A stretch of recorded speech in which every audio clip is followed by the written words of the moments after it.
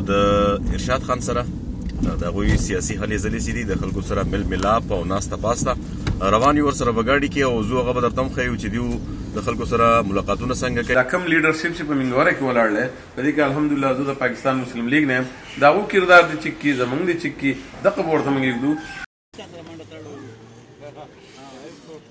ناظم صاحب دا راته ووایه چې منشور یو سره وړی دی د خلکو نه ولې ووټ غواړئ هغوی ته به ورکوئ څه هغوی به تاسو له ووټ ولې درکړي. سلامونه د وي سوات ملګرو راغلي یو نن د یو ملګري خواله څنګه چې تاسو ته پته ده سیاسي هلې ځلې روانې دي انتخاباتو ورځ چې د هغه ټاکله شوې ده او خلکو کاغذات جمع کړي دي د نامزدګۍ لپاره او ډیرو سیاسي ګوندونو د خپل امیدوارانو اعلان هم کړی دی. نن موږ د یو ملګري خواله راغلي یو او غواړو چې د هغه د سیاسي هلو ځلو په حواله باندې او د هغوی د سیاسي منشور په حواله باندې د هغوی ملاقات ستاسو سره وکړو چې هغوی ووټ د خلکو نه په څه جوړ باندې غواړي او خلکو له به هغه که فرض که کامیاب شو ایوان ته ورسېدل نو هغوی به بیا خلکو له څه کوي. راځئ د هغوی سره ملاقات کوو او دغه خبرې اترې ورسره کوو. السلام علیکم.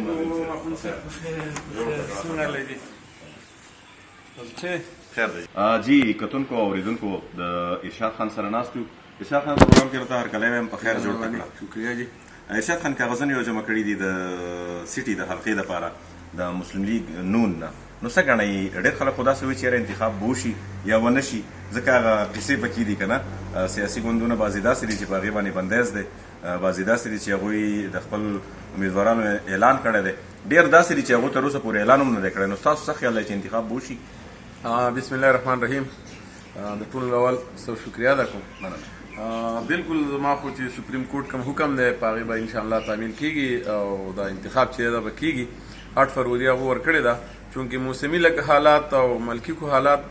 ډېر خراب نه و نو انشاءالله په دغه ټایم به الیکشن وي. تاسو ټکټونو په حواله خبره وکړه بالکل بعضې سیاسي ګوندونو تر اوسه پورې اعلان کړی دی. زموږ پاکستان مسلم لیگ اوسه پورې هم لا انټرویو دي ټکټونه اعلان لا نه شوی دا به هم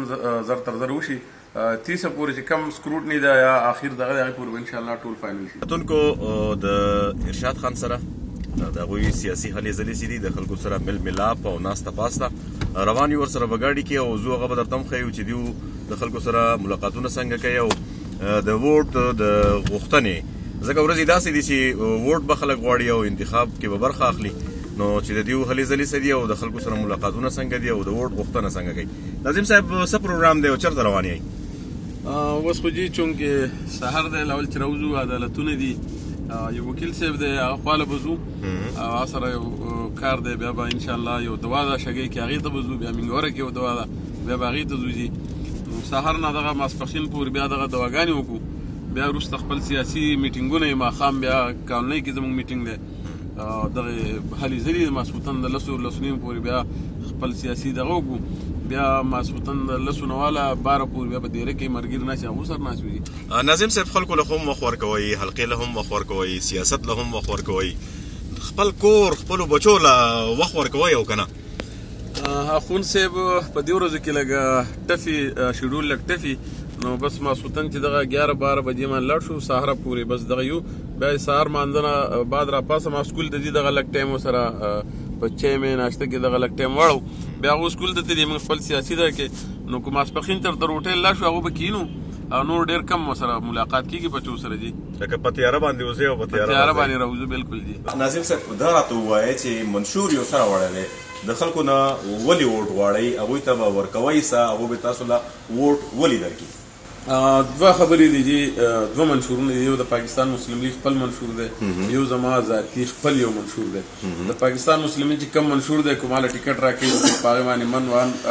بالکل عمل کومه چې پای کې ښه انفراسټرکچر دی پای کې زمونږ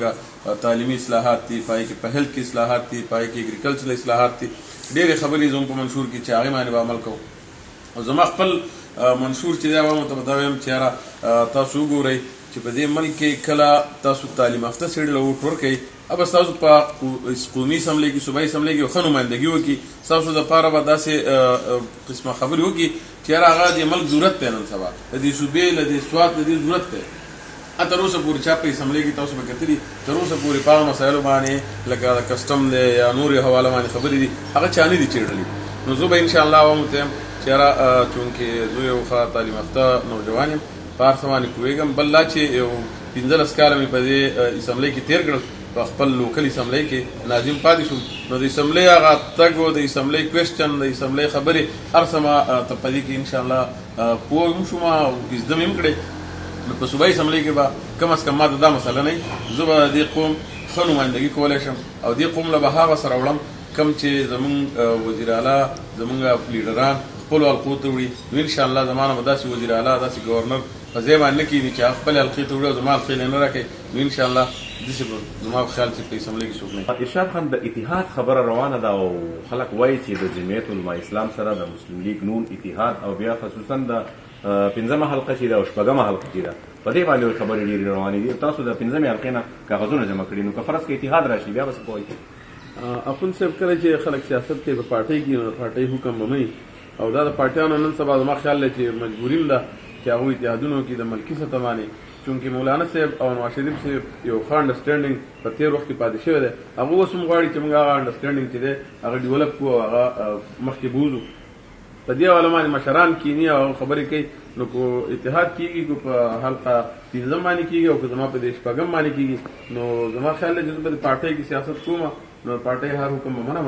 د هغې به تابع یم او د خپل مشر به خامخا عزت ساتم او بیا به د هغې هغه حکم زما دپاره وکوي. السلام علیکم.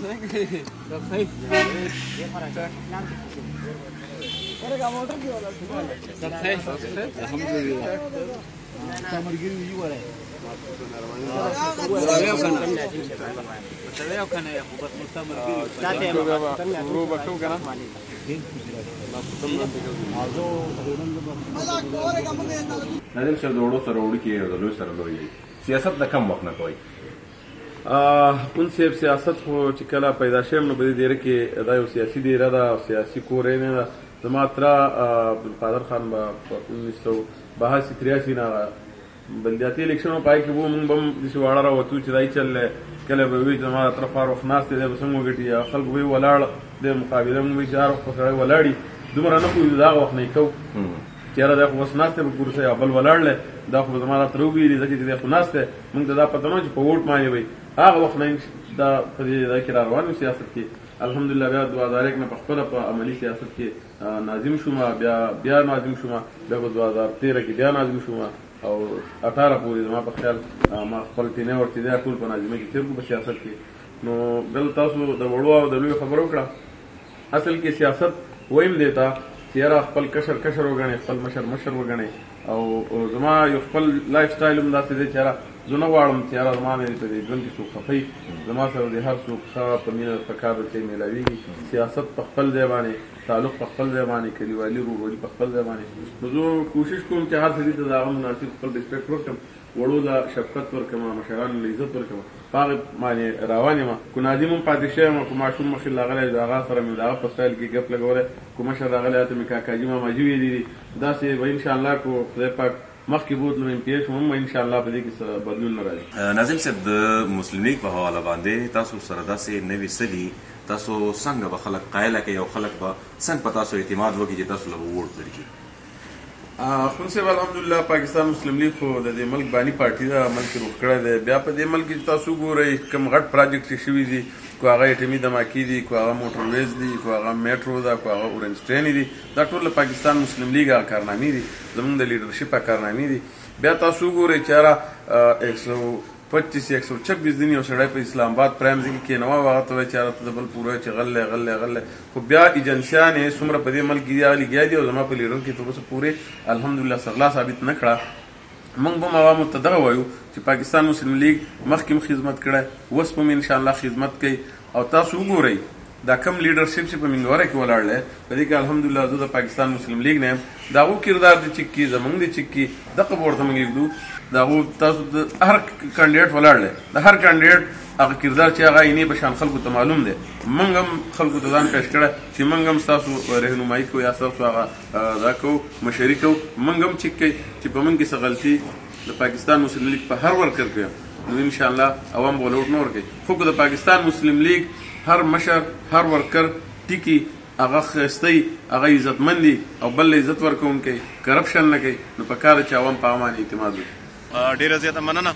جی کتونکو او اوریدونکو ارشاد خان وو د غوي خبرې تاسو اوریدلې ووټ چونکې قومي فریضه ده او دا ډیر زیات اهم دی. ووټ هغه چاله ورکول پکار دي لکه دا تاسو خپل اختیار دی دا تاسو خپل مرزي باندې ورکولای شئ په تاسو باندې رچا زور زبردستی نشته خو هغه چاله ووټ ورکوي چې هغه تاسو د روان سبا سوچ وکي تاسو د ښې سوچ وکي تعلیم یافته کوالیفاید خلکو له ووټ ورکوي چې هغه ستاسو د ښې سوچ وکړي لار کوڅه چې دا کېږي دا جوړېږي خو په کار دا ده چې موږ داسې خلک ایوانونو ته ولیږو چې هغه زموږ د ستونزو د مسلو اورولو لپاره ښه قانون سازي وکړي او زموږ د نوي نسل روښانه سباون جوړ کړي. ډېره زیاته مننه اجازت راکړئ د الله په امان.